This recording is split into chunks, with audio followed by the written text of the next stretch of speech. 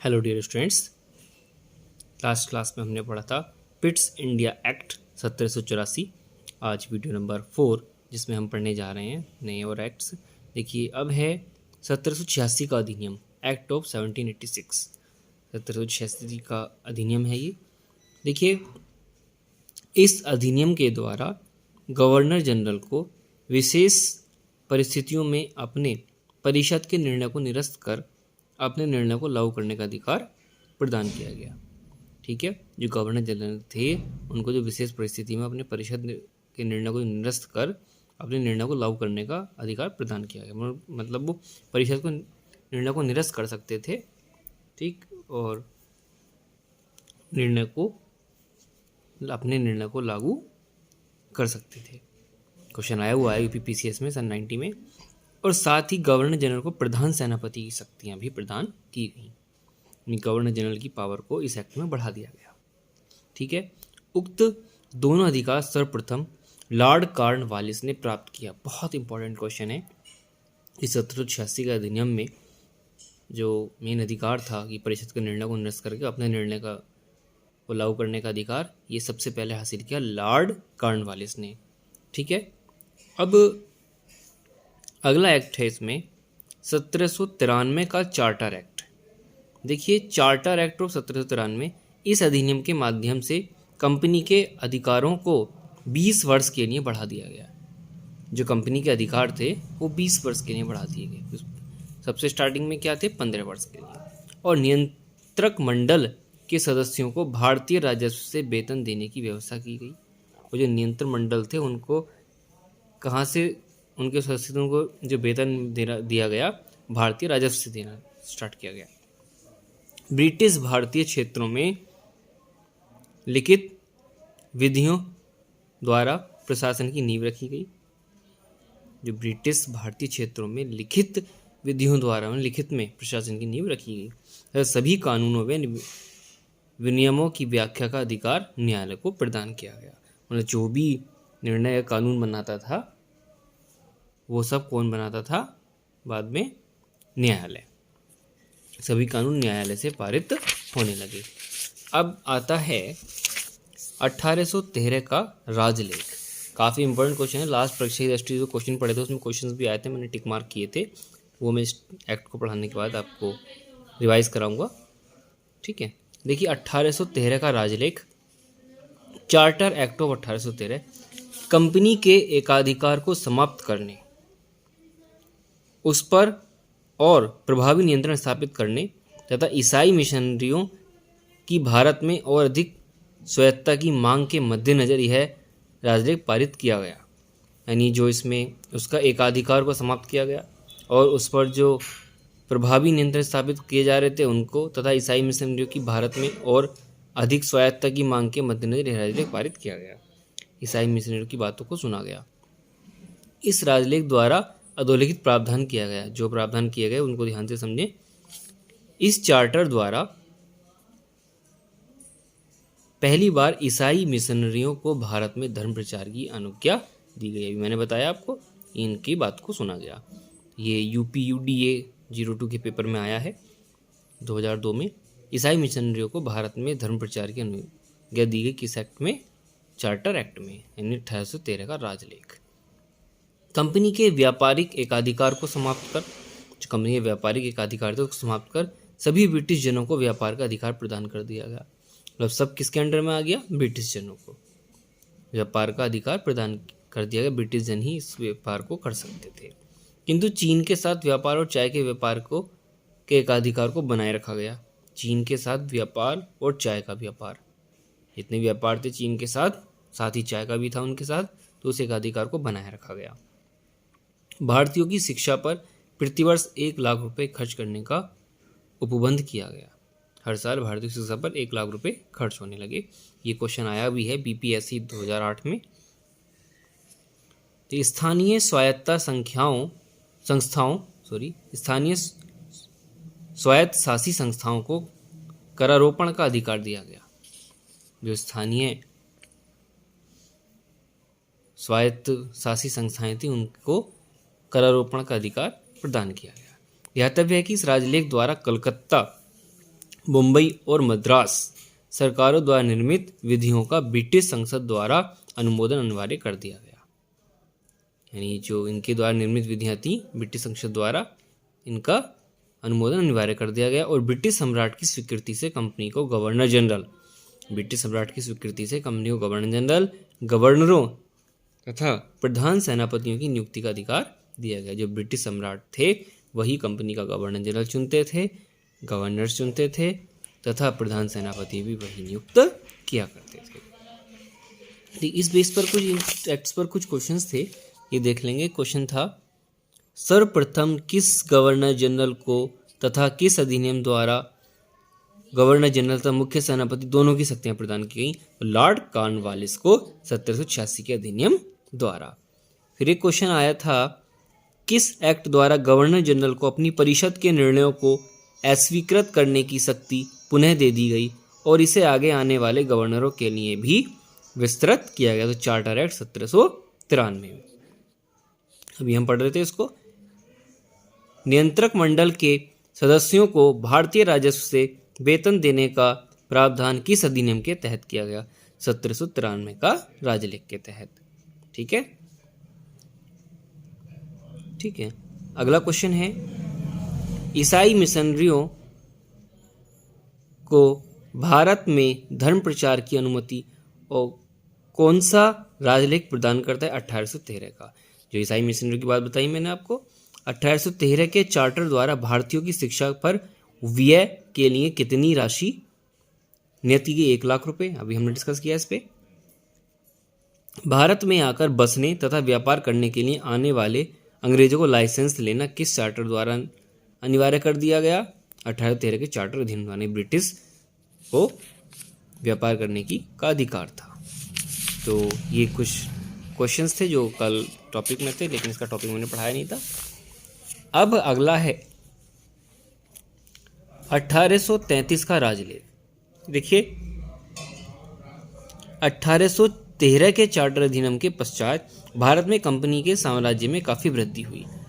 साम्राज्य धीरे धीरे बढ़ता गया, जिस पर समुचित नियंत्रण स्थापित करने के लिए ब्रिटिश संसद ने 1814, 1823 तथा 1829 में अधिनियम द्वारा कंपनी को कुछ अधिकार प्रदान किया, किंतु ये अधिनियम वांछित सफलता नहीं दे सके।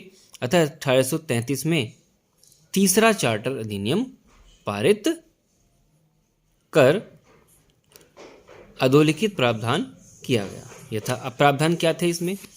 आपको सभी प्रावधान ध्यान में रखने हैं दिमाग में, तो वहीं से क्वेश्चंस बनते हैं। देखो यहाँ से भी IAS 2003 में 2 क्वेश्चन बने हुए हैं। कंपनी का अधिकार 20 वर्ष के लिए पुनः बढ़ा दिया गया।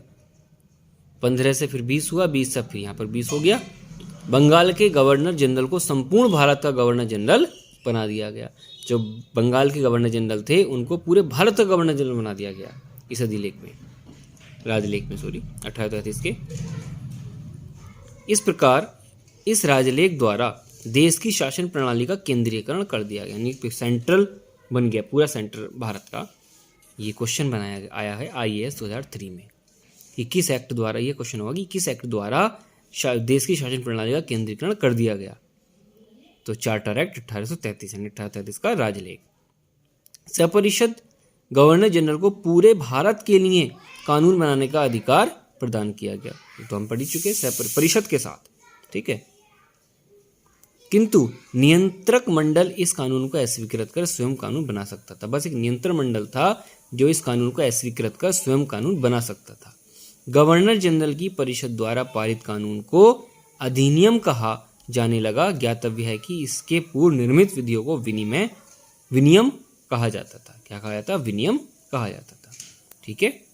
इनके पारित जो कानून था उसे अधिनियम कहा गया और पूर्व निर्मित विधियों को, इससे पूर्व निर्मित जो थी वो विनियम, यानी इनके बनने, गवर्नर जनरल के बनने से पहले जो भी कानून थे उसे विनियम कहा जाता था। इन्होंने जो कानून बनाए उनको अधिनियम कहा गया। बंबई तथा मद्रास की परिषदों की विधि निर्माण की शक्तियों को वापस ले लिया गया। जो बंबई और मद्रास की परिषद बनाई थी उनकी विधि निर्माण की शक्तियों को वापस ले लिया गया। सब कुछ बंगाल के अंडर में आ गया। जो गवर्नर जनरल थे बंगाल के। विधिक परामर्श हेतु गवर्नर जनरल की परिषद में विधि सदस्य के रूप में चौथे सदस्य को शामिल किया गया। पहले 3 सदस्य थे जो उसमें कर दिए गए थे, फिर उसके बाद चौथे सदस्य को भी शामिल किया गया। ये क्वेश्चन आया IAS 2003 में, ठीक है। उसे केवल परिषद की बैठकों में भाग लेने का अधिकार था, सिर्फ बैठक में भाग ले सकता था चौथा सदस्य, मतदान का नहीं। जो चौथा सदस्य था वो मतदान नहीं दे सकता था। कंपनी के व्यापारिक एकाधिकार को यानी चाय तथा चीन के साथ व्यापार सहित सभी व्यापार जो थे व्यापारिक समाप्त कर दिया गया, यानी व्यापारिक एकाधिकार को समाप्त कर दिया गया तथा कंपनी को प्रशासनिक एवं राजनीतिक दायित्व सौंपा गया। कंपनी के अंडर में व्यापार हटा दिया गया और प्रशासनिक और राजनीतिक दायित्व उसके अंडर में सौंपा गया। विधियों के संहिताकरण के लिए गवर्नर जनरल को आयोग गठित करने का प्राधिकार दिया गया। जो विधियों के संहिताकरण के लिए गवर्नर जनरल को आयोग गठित करने का प्राधिकार दिया गया, जितनी भी विधियां थी। तो 1834 में लॉर्ड मैकाले की अध्यक्षता में 4 सदस्यीय प्रथम विधि आयोग का गठन किया गया। तो प्रथम विधि आयोग का गठन 1834 में किसकी अध्यक्षता में किया गया? लॉर्ड मैकाले की। इस टाइप का क्वेश्चन बन जाता है। इस एक्ट के द्वारा भारत में दास प्रथा को विधि विरुद्ध घोषित कर दिया गया तथा अंततः 1843 जो नियम 5 से है, ध्यान रखना इस चीज को, में उसका उन्मूलन कर दिया गया। दास प्रथा को विधि विरुद्ध घोषित कर दिया गया तथा अंततः 1843 में उसका उन्मूलन कर दिया गया। यह नियम 5 में है। अधिनियम की धारा 87 के तहत कंपनी के अधीन सरकारी पदों के चयन में किसी व्यक्ति को धर्म, जन्मस्थान, मूलवंश या रंग के आधार पर अयोग्य न ठहराए जाने का उपबंध किया गया। यानी इन चीज़ों का कोई भी वो नहीं था कि धर्म, जन्मस्थान, मूलवंश या रंग के आधार पर अयोग्य न ठहराए जाने का उपबंध किया गया। सभी लोग कर सकते थे। गवर्नर जनरल की परिषद को राजस्व के संबंध में पूर्ण अधिकार प्रदान करते हुए गवर्नर जनरल को संपूर्ण देश के लिए एक ही बजट तैयार करने का अधिकार दिया गया। जो गवर्नर जनरल की परिषद थी उसको राजस्व के संबंध में पूर्ण अधिकार प्रदान करते हुए, सारे अधिकार आ गए गवर्नर जनरल के अंडर में, गवर्नर जनरल को संपूर्ण देश के लिए एक ही बजट तैयार करने का अधिकार दिया गया। इस राजलेख पर लॉर्ड मैकाले के साथ साथ उपयोगितावादी चिंतक जेरेमी बेंथम एवं जेम्स मिल का विशेष प्रभाव पड़ा था। ये ध्यान रखना है, चिंतक जेरेमी बेंथम एवं जेम्स मिल का विशेष प्रभाव पड़ा था इस राजलेख पर, लॉर्ड मैकाले के पर भी और इन दोनों पर भी। ठीक है। भारत में संविधान निर्माण का आंशिक संकेत इस चार्टर में दिखाई देता है। जो संविधान निर्माण है तो वो इस चार्टर में पूर्ण रूप से काफ़ी चीज़ें दिखाई देती गवर्नर जनरल के अंडर में। इस बात से साफ साफ आपको पता लग रहा होगा। अब कुछ एग्जाम से रिलेटेड इसमें कुछ क्वेश्चंस हैं वो हम डिस्कस करेंगे। पूरे 1833-1793 के एक्ट के डिपेंड क्वेश्चन है। देखिए, मुख्य सेनापति का गवर्नर जनरल की परिषद का स्वतः ही सदस्य होने का अधिकार कब समाप्त हो गया? 1793 के चार्टर अधिनियम द्वारा। जो 1793 का चार्टर अधिनियम तो हमने पीछे पढ़ा था, उसी में सदस्य होने का अधिकार समाप्त हो गया। ठीक है। ईस्ट इंडिया कंपनी के व्यापारिक अधिकार को किस अधिनियम द्वारा समाप्त कर दिया गया? 1833 के राजलेख द्वारा। ये हमने पढ़ा था अभी ऊपर, यहाँ पे समाप्त कर दिया गया। भारत का प्रथम गवर्नर जनरल कौन था? Lord William Bentinck. बहुत इंपॉर्टेंट क्वेश्चन है। भारत का प्रथम गवर्नर जनरल कौन था? Lord William Bentinck. किस अधिनियम द्वारा गवर्नर जनरल की परिषद में विधि सदस्य की नियुक्ति का प्रावधान किया गया? 1833 के राजलेख द्वारा। विधि सदस्य की नियुक्ति का तो मैंने भी आपको बताया था। ठीक है। अंग्रेजों को किस अधिनियम के तहत बिना लाइसेंस भारत आने जाने, बसने तथा व्यापार करने की स्वतंत्रता प्रदान की? 1833 ईस्वी के अधिनियम के तहत। सर्वप्रथम भारत में शासनिक केंद्रीयकरण का प्रयास किस अधिनियम में दिखाई देता है? 1833 के राजलेख में। दास प्रथा को गैर कानूनी किस अधिनियम द्वारा घोषित कर दिया? उसकी विधि को, जो दास प्रथा की विधि थी उसको विधि विरुद्ध घोषित किया गया था। दैट मीन्स कानूनी किस, गैर कानूनी किस अधिनियम द्वारा घोषित किया गया इसकी दास प्रथा को? 1833 के चार्टर अधिनियम द्वारा, जो 1840 ईस्वी के नियम 5 में इस पर रोक लगा दी गई। ठीक है। अब नेक्स्ट वीडियो में हम पढ़ेंगे 1853 का राजलेख। ठीक है।